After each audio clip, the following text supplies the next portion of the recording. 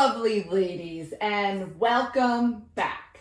I get a lot of questions about hormones each week and hormone replacement therapy and if it's safe to use. So I thought that I would talk today a bit about hormones and the role that they play for women in menopause. So thanks so much for joining me today. I'm Dr. Andrea Purcell, and we're here for another segment of Straight from the Doctor's Desk, where I share the ins and outs of everything natural health related. So we are currently in a series about menopause.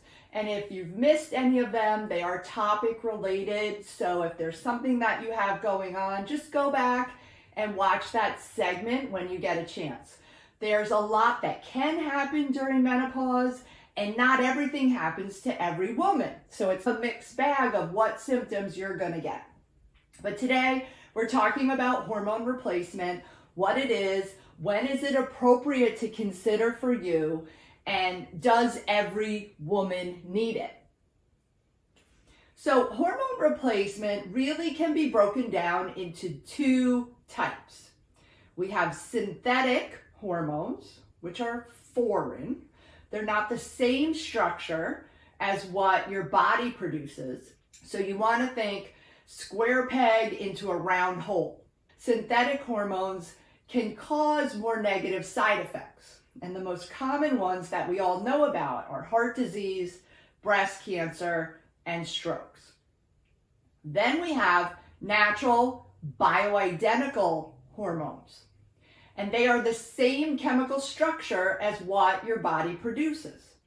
Natural hormones, as a result of that, have less side effects and are protective against certain diseases that set in during this part of our life stage in menopause, primarily osteoporosis, cognitive decline.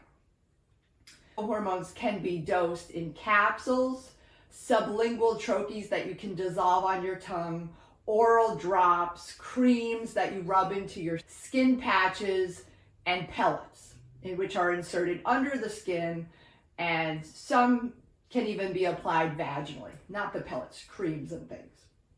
There is a lot of buzz around pellet therapy. I am trained in pellet therapy. However, I do not do hormone pellet therapy. And the main reason is because that once a hormone pellet is inserted, it cannot be fished out. It's actually a minor surgical procedure to put it in.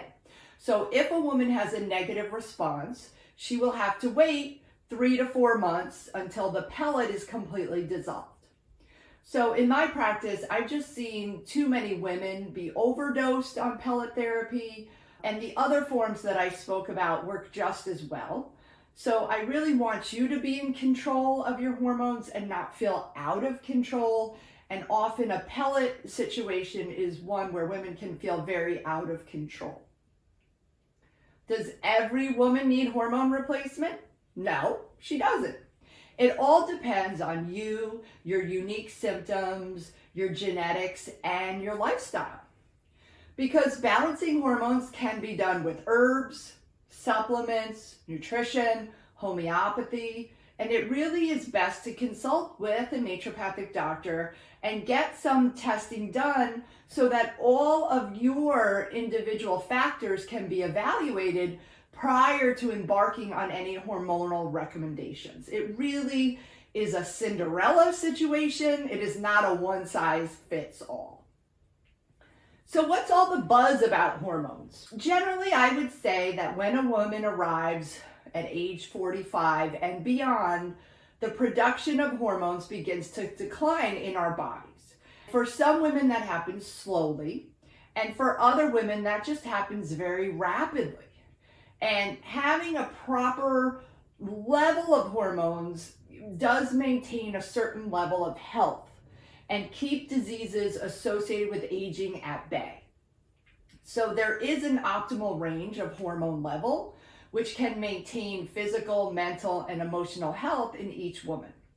Common symptoms that women will develop when they don't have enough hormone, or if they have a hormonal imbalance, include mood disorders like depression, anxiety, irritability, cognitive function issues, short-term memory loss, hot flashes, night sweats, disrupted sleep patterns, and waking. Many health problems that start in menopause also remain for the duration of a woman's life if we don't address them with proper diet and lifestyle changes and or hormonal restoration. So this is important to know, that things just aren't going to get better on their own. Things generally get worse over time. Hormones are not independent of you and your life. And that includes stress, how you've been taking care of yourself for the first 50 years, the underlying depletion of some of the glands, like your ovaries, your adrenals, your thyroid, have to be addressed, or going on hormone replacement, natural or synthetic, is just a Band-Aid. Hormones, I like to say, are the icing on the cake. They are not the cake. And don't think for a minute that the hormones are just going to solve all your problems. So what does icing do? It sweetens the cake. But the cake cannot stand with icing alone. Remember that. So if you are a woman in today's world, chances are that you're affected by stress. And stress is not our friend, ladies.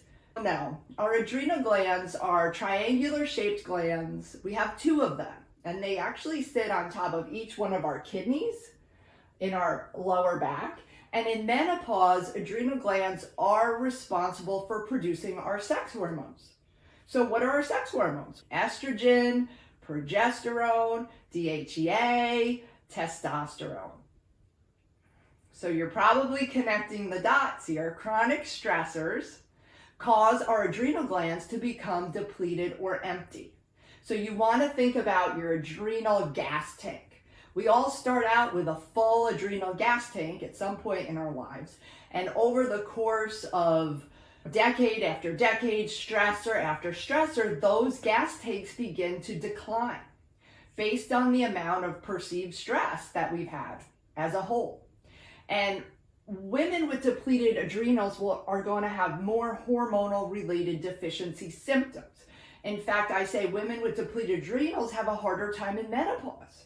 So if you go into menopause with strong adrenals, you generally do better than women who don't. This goes back to that hormones are not the quick fix. They can be used as a Band-Aid, but the underlying issues need to be addressed. So common ways we deplete our adrenals: disrupted sleep, not sleeping well for months or years, dealing with lots of life stressors just coming at you wave after wave, burning the candle at both ends. Maybe you're in school and you're working or you're caregiving. Too much back-to-back travel can burn us out, and so on. It's really important for you to know yourself, what you can do, what you can't do. And it's really important for you to be able to say no. Because you as an individual and everything that has led up to this point in your life once you get to menopause matters. And that's why each woman needs an individualized approach for hormone balance, because no two women are the same. Now, I just want to talk a little bit about each hormone and some important things to learn about what each hormone does. So I want to start with progesterone. Progesterone absolutely helps with disturbed sleep. It can help regulate heavy periods and lessen the flow.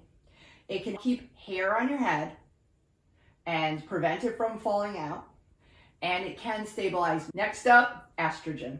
Helps a lot with hot flashes, night sweats. Very good at helping build bone, preventing osteoporosis, protect heart health, support the brain with some of that short-term memory loss.